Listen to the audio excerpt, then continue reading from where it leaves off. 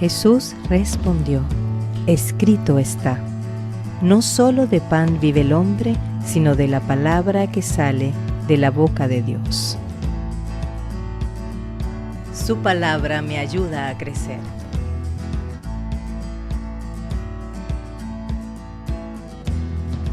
Su palabra me hará disfrutar de un cielo nuevo y una tierra nueva.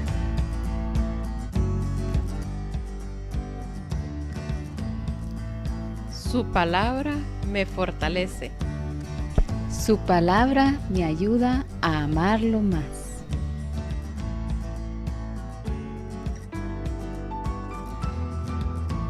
Su palabra me perfecciona. Bienvenidos a su programa Reavivados por su palabra.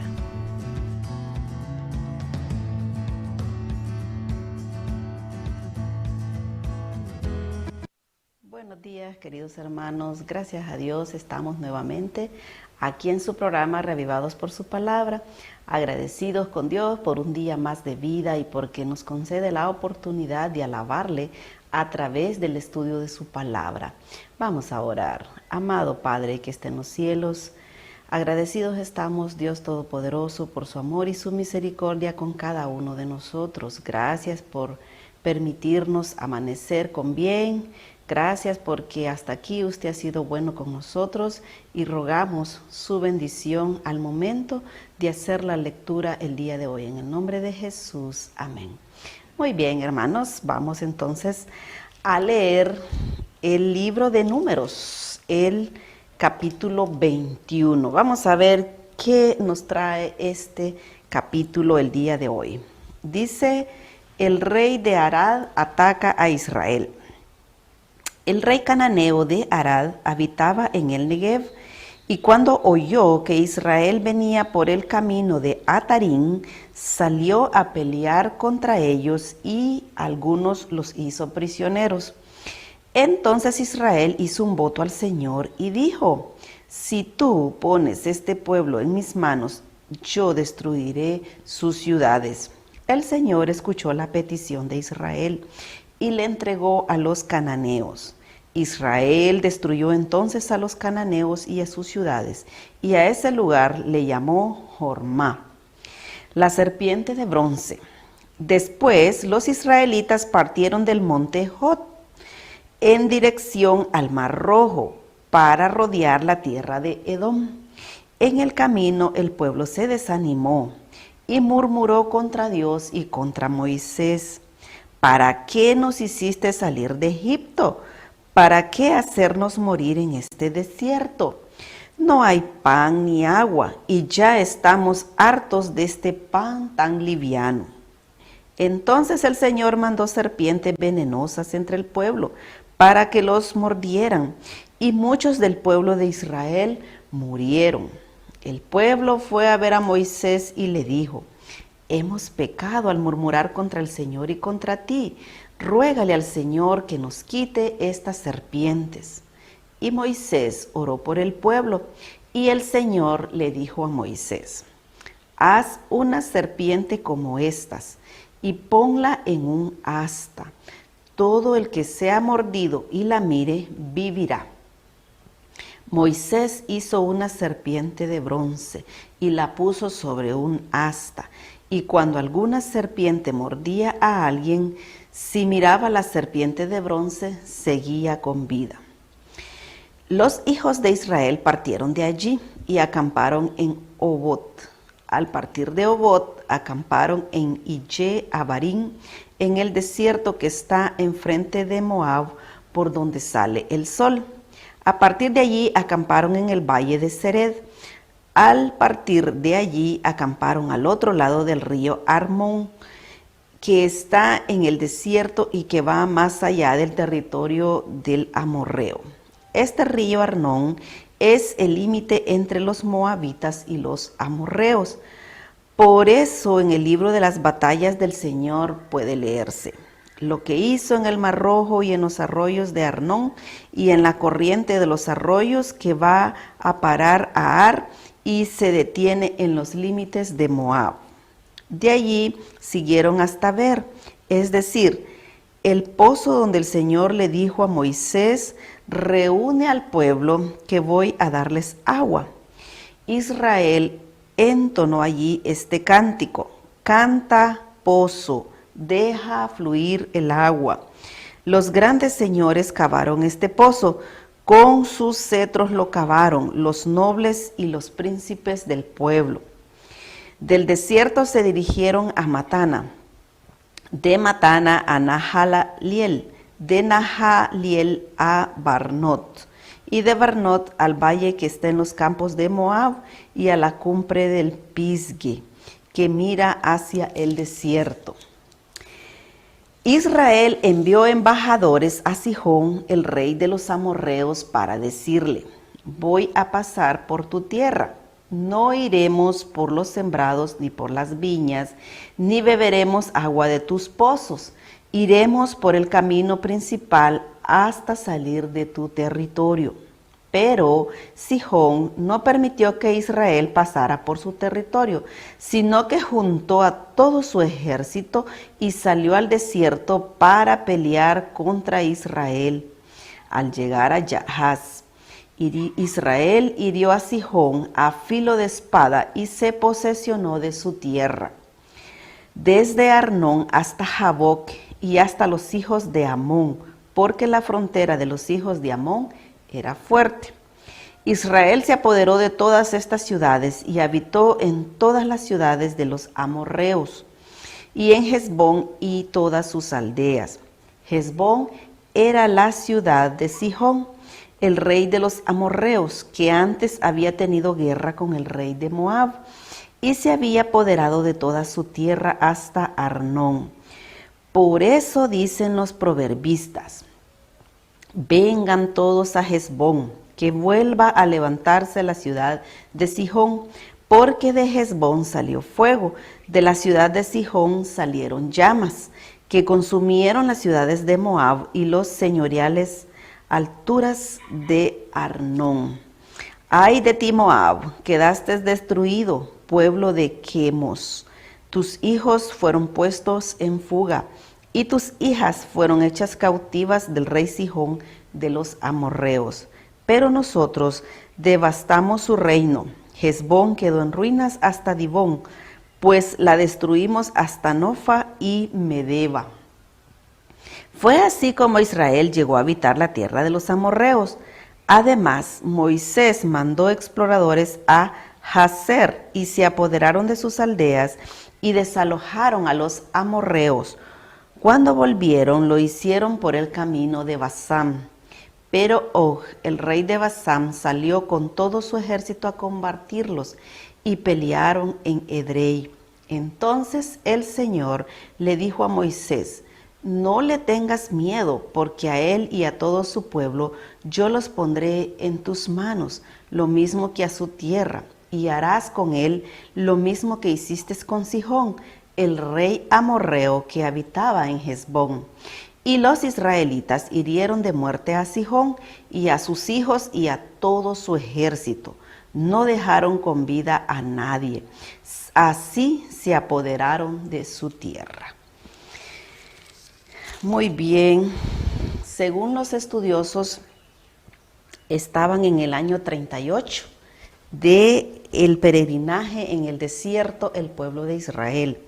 Así tenían 38 años de estar peregrinando y estaban cerca de la Canaán prometida, estaban cerca de la tierra que Dios había prometido al pueblo de Israel.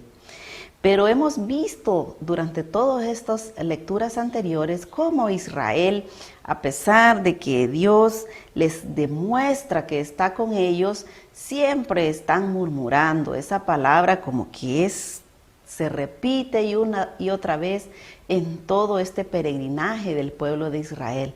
La murmuración, la queja, el descontento, pues el desagrado y el estar siempre indispuesto.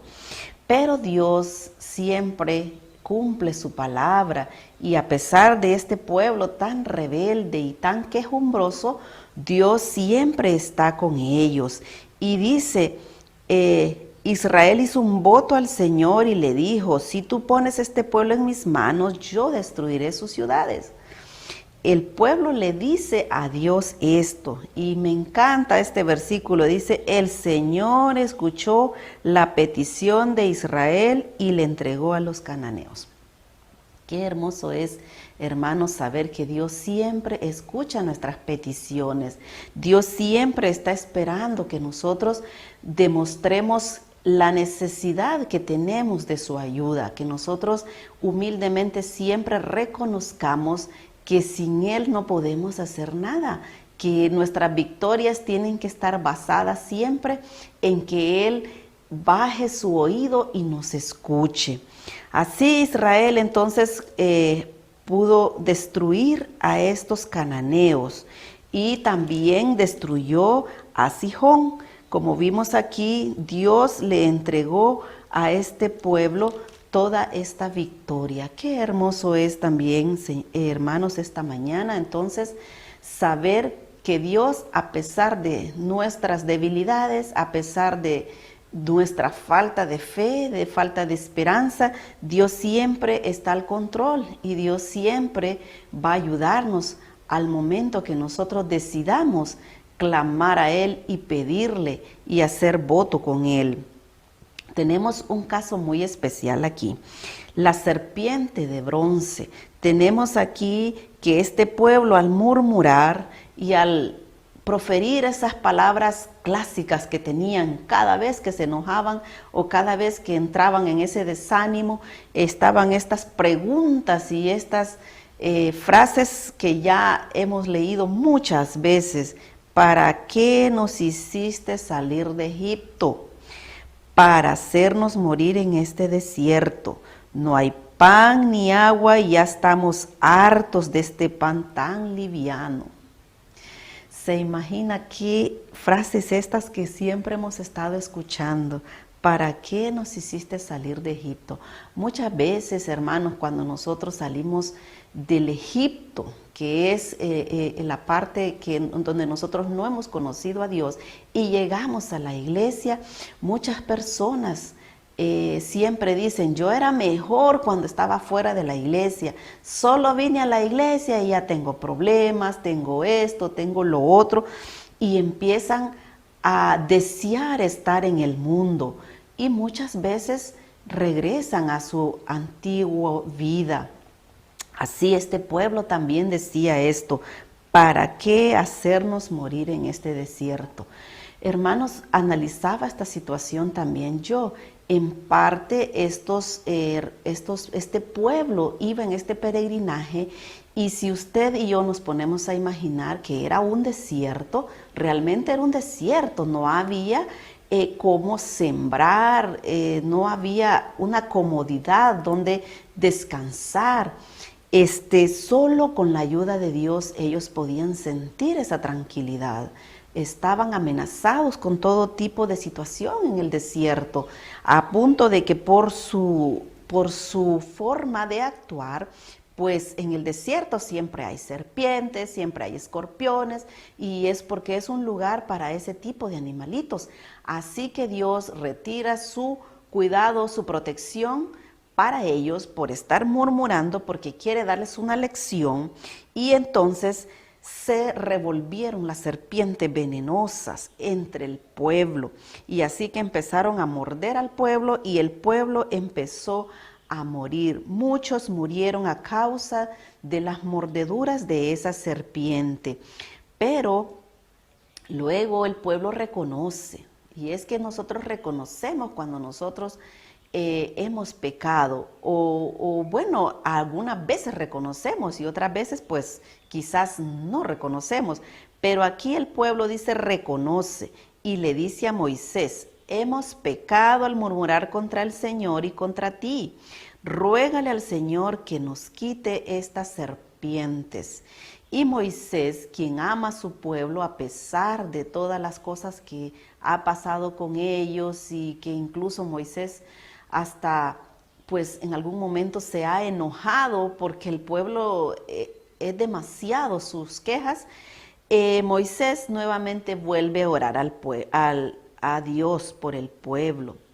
Y Dios le da una solución un poco extraña. Le dice, haz una serpiente como estas y ponla en un asta. Todo el que sea mordido y la mire, vivirá. Moisés obedientemente hizo la serpiente y la puso en el asta. Y así, cuando las personas miraban la serpiente, seguían con vida. ¿Qué quiere decirnos esto, hermanos? ¿Qué simboliza esa serpiente en el asta? Pues eso tenía un símbolo muy especial para usted y para mí.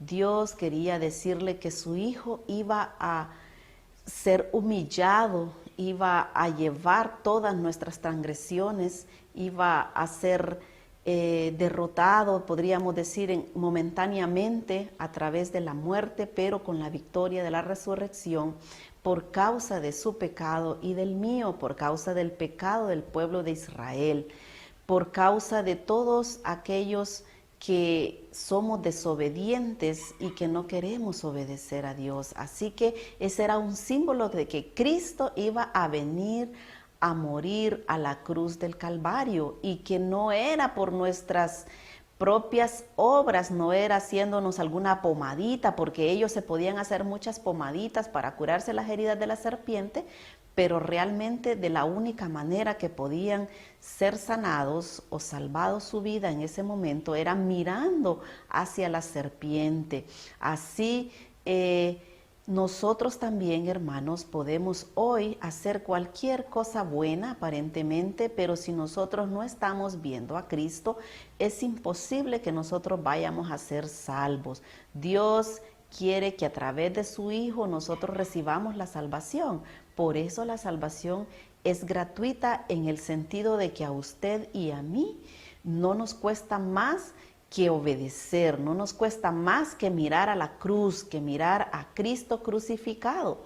Pero realmente la salvación sí costó la sangre de Cristo, ese momento triste en el que Él fue traspasado por nuestras rebeliones, fue humillado, fue abofeteado y fue hecho un mártir en ese momento, todo porque Él lo hizo por amor a usted y a mí. La única manera en que usted y yo podemos salvarnos es viendo a Cristo en la cruz del Calvario y recordando todos los consejos que Él dejó para cada uno de nosotros, y de qué manera nosotros podemos agradar al Padre y de qué manera nosotros podemos seguir su ejemplo como un hijo obediente hasta la muerte y muerte de cruz. Así, queridos hermanos, esta mañana entonces tenemos esperanza. Solo alcemos nuestra vista al Cristo crucificado, a Jesucristo, nuestro hermano mayor, que quiso hacer ese sacrificio para que usted y yo podamos tener esperanza, que podamos tener ese acceso al cielo por medio de Él y poder algún día estar en la patria celestial. Habrá un cielo nuevo y una tierra nueva. Esa es una promesa que se hizo para nosotros. Jesús dijo, voy pues a preparar lugar para vosotros, y si me fuere os preparé un lugar. Así que Jesús tiene un lugar para usted y para mí, pero nosotros tenemos que tomar decisiones el día de hoy. O seguimos murmurando, o seguimos quejándonos, o seguimos culpando a Dios de nuestros errores. Recordemos que muchas cosas de las que nosotros sufrimos son decisiones que nosotros tomamos. No es porque Dios nos castiga, sino porque nosotros decidimos hacer cosas que muchas veces nos causan mucho dolor. Así no hagamos como el pueblo de Israel. Lejos de quejarnos, pidamos a Dios que Él esté con nosotros para que cada día podamos ser victoriosos. Oremos. Grande Padre Celestial, gracias por su misericordia por cada uno de nosotros. Gracias, Padre, porque usted siempre ha demostrado el amor que tiene para sus hijos, para su criatura, para toda su creación. Gracias por las promesas que hay en su palabra de que habrá un cielo nuevo y una tierra nueva. Padre, le pedimos que esa promesa pueda estar en nuestros corazones y que la murmuración y las quejas que nosotros tenemos a veces, Señor, no sean ya, Señor, en nuestra vida, sino que de nosotros pueda brotar cánticos de alegría, de alabanza, de regocijo y de agradecimiento hacia usted, Padre. Rogamos que su presencia vaya con nosotros y que este día pueda ser un día lleno de victoria en cada uno de los desafíos que enfrentaremos durante el día. Y por siempre, Señor, por mientras usted nos preste vida, nos ayude a no alejarnos y a no quejarnos, sino a estar siempre obedientes a su palabra, recordando, Padre, que todas las decisiones que nosotros tomemos repercutirán en nuestra vida, ya sea para bien o para mal. Padre, rogamos que la conciencia nuestra siempre esté conectada con el Espíritu Santo y que podamos estar siempre conscientes de que debemos tomar buenas decisiones. En sus manos dejamos nuestras vidas el día de hoy y rogamos su bendición. En el nombre de Jesús oramos. Amén. Muy bien, queridos hermanos, gracias por acompañarme en la lectura y esperamos que Dios sea el centro de su vida el día de hoy y el centro de mi vida. Que Dios les bendiga.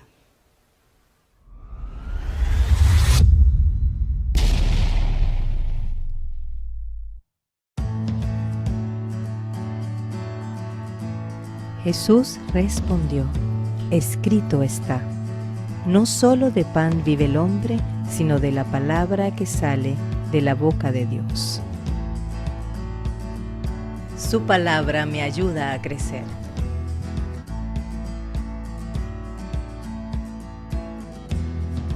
Su palabra me hará disfrutar de un cielo nuevo y una tierra nueva.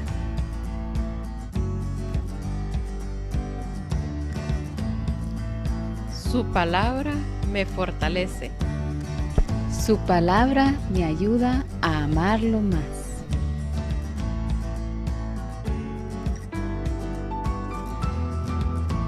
Su palabra me perfecciona.